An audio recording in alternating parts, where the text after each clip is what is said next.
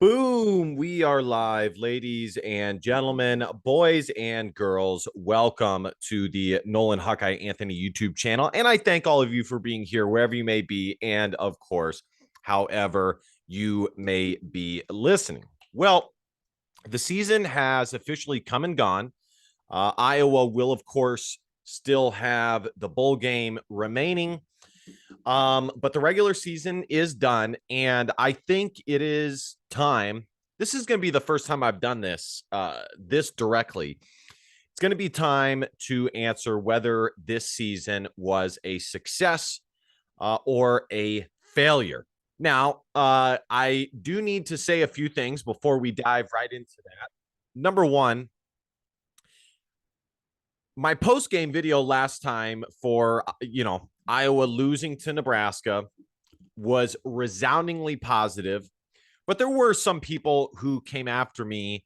One in particular, I was kind of surprised by, saying that I was officially off the bandwagon of being an Iowa Hawkeye fan, basically saying I was a fair weather Iowa fan, which, guys, say what you will about me, but I am as big of an Iowa fan as they come. I have loved the Iowa Hawkeyes since I was probably 8 years old.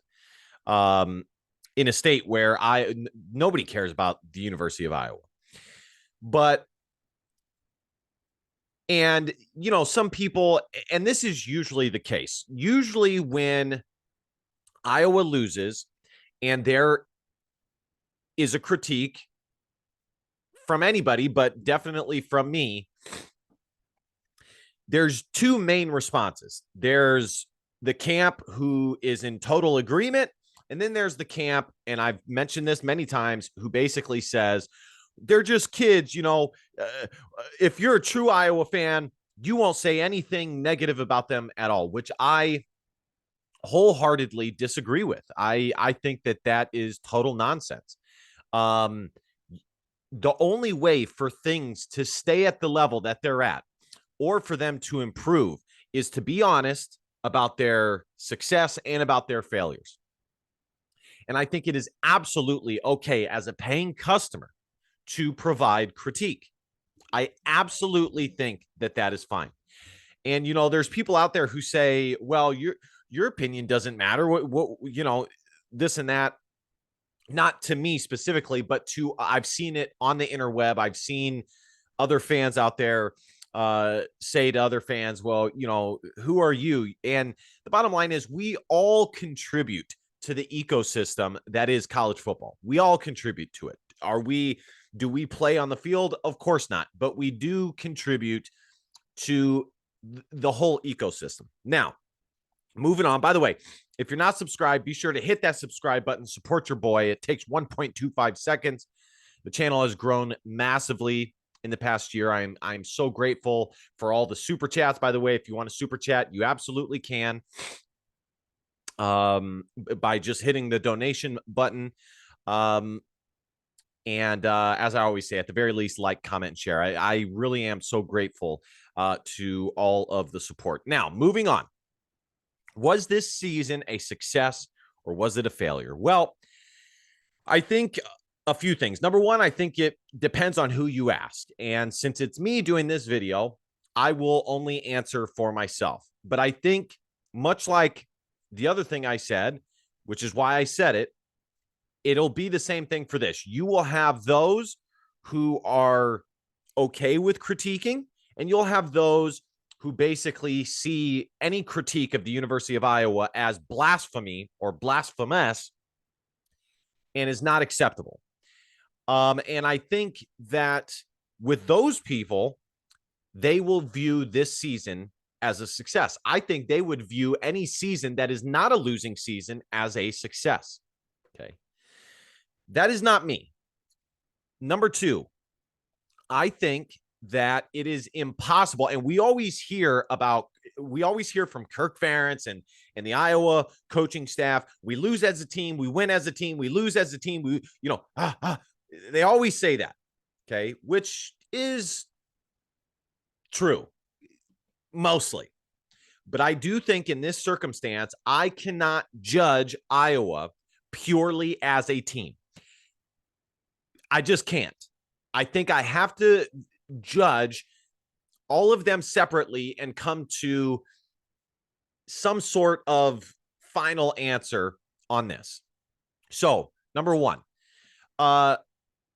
when I looked at this Iowa team and gave my preseason prognostication on what this team was going to be, what Iowa fans should expect, I did that based off of the talent that Iowa had coming back, the recruiting talent that Iowa had, both phenomenal. Make no mistake, folks, Iowa had the most talented roster in the Big Ten West, top to bottom.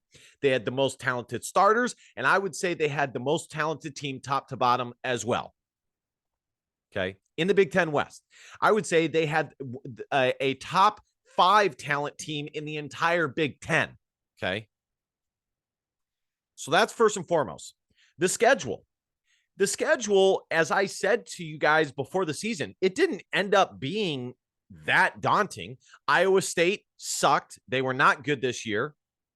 Iowa should not have lost that game at home, which I'll break that down more as we go. Illinois was better than people expected, including myself. Okay. Wisconsin was not nearly as good as people thought they were going to be. Ohio State and Michigan were exactly what people thought. Northwestern was terrible. Minnesota was what I thought they were going to be, which was the second best Big Ten team. Now, did they end up being exactly the second best Big Ten team? I don't know. I haven't looked at the standings. They might have. No, it was Purdue and Illinois who finished ahead of Iowa. But Minnesota still had a solid season. Okay, that's the reality. Point is, the schedule was not as daunting as people or some thought it was going to be coming into the season. Which is why I always say you can only judge the season after the season, or the schedule after the season, or at the earliest 6 or 7 games into the season when there's actual evidence to the season at play. Okay, so there's that. Now, splitting the team up into tiers here. Okay. Iowa's defense, this was probably the best Iowa defense in the past 10 years. I would argue that this was the best defense under Kirk Ferentz ever. Honestly, at the very least, it was top 3. This was one of the top 3 Kirk defenses in the Kirk Ferentz era. I think this was definitely, sorry guys, I'm breaking in a new hat. That's why I keep messing with it. This was definitely the best defense Phil Parker has had, I think. It was phenomenal. It was top 5 in the entire country in every major statistical category. Okay, so that's that. So if you just look at the defense, they had a resoundingly successful season. The only thing that I would say that the defense was not as good as they were from a year ago would be interceptions, takeaways. Well, let me get that back. Not takeaways, interceptions, okay? And were they as good at takeaways in general? No, but they were still good. They still turned other teams over quite a bit, okay? So there's that. The defense was excellent. Excellent. Elite, as I said they would be. The special teams ended up being way better than I thought they were going to be. I thought the special teams was in trouble. If you go back and you watch my preseason videos, I said that the number 1 determining factor, or top 3 determining factors for this season, was going to be, especially when Charlie Jones decided to transfer to Purdue, which was definitely successful for him, by the way. I think that's important to mention. When he decided to transfer, I said, Iowa may be in trouble on special teams. They have to break in a brand new kicker. The only known commodity that they have is their punter and Torrey Taylor.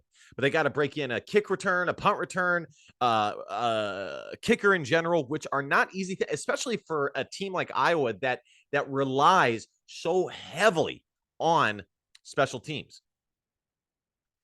But it was great. Drew Stevens was possibly the best kicker in the entire Big Ten. He was possibly the best kicker as a true freshman in the entire Big Ten. Iowa is now set at the kicker position for the next 3 years. That was a shock how good he was. In year one, it was a pleasant surprise. Was the kickoff return and the punt return, was it as good? No, of course not. I mean, Charlie Jones, in my opinion, it was likely that he was going to get drafted in the late rounds, regardless of what he went and did at Purdue, just because of the threat that he provided in the special teams. I mean, it's hard to find somebody who could do what Charlie Jones was capable of doing. It just is. So was Iowa able to replicate that? No. But it wasn't like it was a weakness per se. They took opportunities where they could get it, and they did okay where they could get it. Okay. Offense, terrible. Absolutely terrible. I think some people, not me, thought that it was improving and that the offense was turning the corner after, one or two games, or after Iowa played Michigan and Ohio State. But I knew that was not the case. I was positive that was more based off of the schedule than it was the Iowa's offense. I mean, guys, it was Northwestern, okay? And then you really look at it, like the 24 points that they scored on Purdue, it really was not that special. Most of it was due to Iowa's defense getting Iowa in a good position. Again, 24 points against Wisconsin. Each one of these games, especially in that middle, the 4-game win streak that Iowa had, there were many. The offense only scored like 1 or 2 touchdowns each one of those games. It wasn't like the offense had just totally, risen. No, it was the defense and special teams making plays, and then the offense making one play, or a drive, and it looking better than it really was. And kind of having these stats that were not overwhelming, but were like, when you look at it, you go, that's not bad. But then you think about it, it's like, well, yeah, of course they're not bad, because Iowa has been playing with the lead. The defense is so good, all these things. And it's like, when you really just look at the offense by themselves, it was mediocre at best. The offense was an abysmal failure, guys. There is no ifs, ands, buts about it. And as I alluded to at the beginning of this video, there are some Iowa fans who think that it is blasphemous to be critical at all with regards to the University of Iowa. And I just don't see it that way. Because, folks, it can get better. And the only way to reach the heights that your program is capable of reaching is to have fans like myself that, as I said at the beginning of the video, that are honest about the successes and the failures. Guys, this should be proof that with a defense and a special teams that Iowa has been able to produce over the past 5 years, that how much you can just do with that. Just imagine what you could do with just a little bit better of an offense. Iowa would be top 15 year in, year out, no problem. We are capable of that. We are. It's not a pipe dream. We are. And the good news about all this is that it has shown that, because I think before all this, there were a lot of fans who didn't think. There were a lot of fans out there who were totally content with 8-5 seasons, because a lot of fans were like, well, we're the University of Iowa. This is the best we can do. We'll have 8-5, 1 9-3, 10-2 season, but 8-5 is totally good for us. It's a-okay for us. But this shows that you get the right coaches and you get the right people in place. It doesn't matter where your school's at. You can make it happen. You can make it happen. Iowa has an excellent fan base. It has pretty solid financial backing. The athletic facility is great. The in-state talent for recruiting has gotten way better. This is as good as this is the best time period. Now, let's keep this moving here. The other thing is you had a Nebraska coach who was fired in Scott Frost. You had Paul Chryst, who was fired midseason as well. So in other words, you had two coaches from your Big Ten West that were let go, one of which was the favorite to win your conference over you. And you still, the Big Ten West was an all-time low Big Ten West, an all-time weak Big Ten West. And you still couldn't make it happen. And I said this in the game preview for Iowa versus Nebraska. I said that there is a fine line between a successful season and an unsuccessful season. And that fine line is this game against Nebraska. If they lose, if they win, they will just barely be over the threshold for what would be considered a successful campaign, because they will have won the Big Ten West. They'll have a chance to win 9 games. Yada yada yada. Lose, and it's all out the window. There is a fine line, folks, between success and unsuccessful. So, as I said, defense, special teams, resounding success for this season. The offense, failure. Overall, I would say that this was an unsuccessful season, folks. I really do. Iowa finished 3rd in the Big Ten West. Let's look at their schedule, game by game. They finished 3rd in the Big Ten West. They lost to Iowa State. Not even a good Iowa State team, a bad Iowa State team. A down Iowa State team.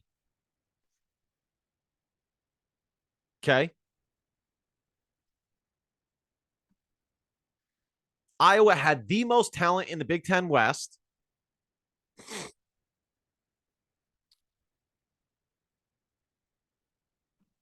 They had talent on offense. They had talent everywhere, folks. They did. It was not it. This ended up being an unsuccessful season. It just is. And and it's a bummer, because all the things that I laid out should have been reasons towards this being a successful season, but it didn't end up being that way. And, some would argue that it's good that it happened this way, because now this will require Kirk Ferentz to ask some serious questions and make some serious decisions. Because before that, the discussion about Brian Ferentz and whether he should keep his job and George Barnett and all of them had gotten kind of quiet. The murmurs had gone down. And I can easily envision a scenario where Iowa beats Nebraska and, those whispers totally go down the drain. And this idea of letting Brian, basically the issue of Brian Ferentz would get extended for a whole nother offseason, because it wouldn't be addressed in the actual offseason had Iowa beat Nebraska. Now it has to be answered. It has to be addressed. It just does. It does. Now, I will say, folks, going back to what I said, that there are some that would argue that this was actually good that this happened. I will say, folks, I think, sadly, most of you are going to be disappointed, including myself. I don't think Brian Ferentz is going to be fired. I don't think he's going to move on elsewhere, because he still has court proceedings. I don't think George Barnett is going to be let go. So that's I mean, that's that. I don't think anybody's going to be fired. Now, some people might quit and move on. If this was anywhere else, folks, Brian Ferentz would be gone. No question about it. I'll put it to you this way, guys. Northwestern's offense was as bad as Iowa's, and they are almost certainly going to get rid of their offensive coordinator, who has not had the same leash that Brian Ferentz has had. And Brian Ferentz has put together several seasons of mediocre garbage play on the field. In fact, his offense has gone from average to below average to terrible. So that's that, folks. Unsuccessful season. And I know that's going to bum some people out, and there are going to be people who are mad at me for saying this. But Iowa should have been, at the very least, an 8-4 regular season team, at the very least. I would argue that they should have been a 9-10 win team this season. That is how talented this team was. And when you factor in that a true freshman in Drew Stevens emerged, Caleb Johnson, true freshman, emerged. You factor in all of these things that I was, at least myself, I was totally not expecting. Now, of course, Keegan Johnson, nobody expected him to be out the entire season. Nobody expected Iowa to have the issues on with injuries at wide receiver like they did. But still, there was enough talent there. And a good offensive coordinator finds ways to figure it out, because it's not even, yes, the players matter, but it's more about the system and the coach finding ways for their offense and the guys that he's going to roll out there on the field with to be successful, as opposed to just the players. And only the players determine the success. And here's the thing, even if that were true for Iowa, it's not. Because can you honestly tell me that had Keegan Johnson been here from the beginning of the season, had Gavin Williams, had LaShawn Williams not been injured, that Iowa's offense would have been much improved? Hell nah. No, it would not. So, unsuccessful season. It's not a resoundingly unsuccessful season, but it was not a success, in my opinion. A success would have been a Big Ten West title, or 9 wins. They don't win the Big Ten West, but they get to 9 wins, and some other Big Ten West team has a really good season also. 8 wins, Big Ten West title, something like that. That would have been a successful season. So Iowa has some answers, some questions to answer in the offseason. Alex Padilla has decided to hit the transfer portal, which is kind of, it's surprising to me, and it's not surprising. I think Spencer Petras could use his COVID eligibility if he wanted to. But let's say he leaves, okay? Alex Padilla was in the driver's seat to be the starting quarterback. Now, I am a big advocate for Joey Labus. I think that both Spencer and Alex are both very, very, very average quarterbacks. But still, he was in the driver's seat to be the starting quarterback. But I think in the end, he was just tired of Iowa. And they were, if you look at the loyalty that they showed Spencer compared to him, I'd be pissed too. Because they were they were stubbornly loyal to Spencer Petras. So, all right, guys, I'm very curious what you guys think. Was this a successful season? Was it unsuccessful? And why? Why do you feel the way you feel? If it was unsuccessful, what would have been a successful season in your eyes? Very, very curious. Also, Josh Volk decided to hit the transfer portals. Those are the 2 guys as of now. This is going to be the new norm, guys. The new norm is going to be guys not playing in the bowl game, hitting the transfer portal, and or going to the NFL draft. All right, guys, like I said, let me know what you guys think in the comment section. Like, comment, share. Definitely hit the subscribe button. Takes 1.25 seconds. If you guys want to donate to the channel, you guys absolutely can. Support your boy in his coffee habit. Regardless, this was a blast to go from the start to the finish with you guys. I hope you guys know how much time and how, well, not just that, but how glad I was to put the time and the energy in to providing you guys this content from the beginning to the end. I love doing this. I love hanging out with you guys. I love talking Iowa Hawkeye sports. I would do it all over again. All right, guys. DBAP, don't be a pussy willow. And facts or feelings, because your feelings don't matter. Love y'all. Well, I forgot. Last but not least, facts or feelings. And DBAP, don't be a pussy willow. No, I did that wrong. DBAP, don't be a pussy willow. And facts or feelings, because your feelings don't matter. Love you guys. See you guys next time. Bye. Go Hawks.